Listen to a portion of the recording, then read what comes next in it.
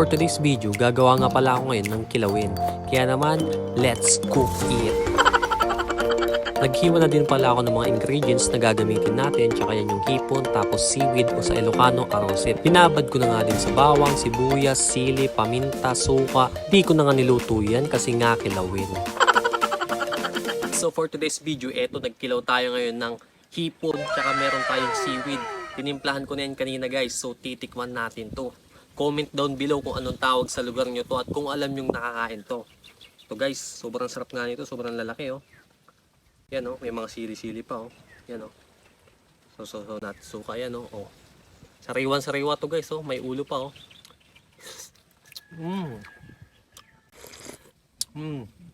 Sarap. Sarap talaga, ito talaga tierno nito guys. Etong seaweed na to. Sobrang sarap nga guys oh. Ayan oh. Sariwa pa to guys oh.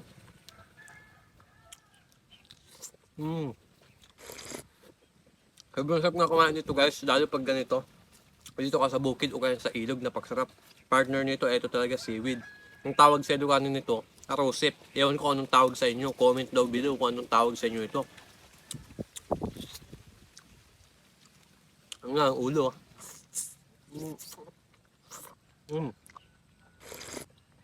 Ang sarap.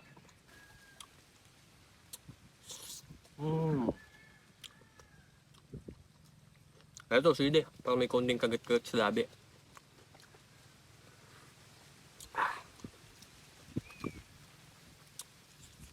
Ang sarap guys, grabe.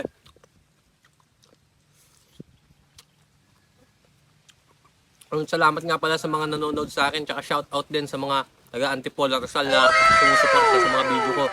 Kaya kung nagustuhan mo ang video to at gagawa pa ako ng marami iba, follow mo ako sa Facebook at subscribe ka sa YouTube. Tapos comment down below kung may gusto kong ipakain sa akin, gagawin natin yan. Thank you for watching!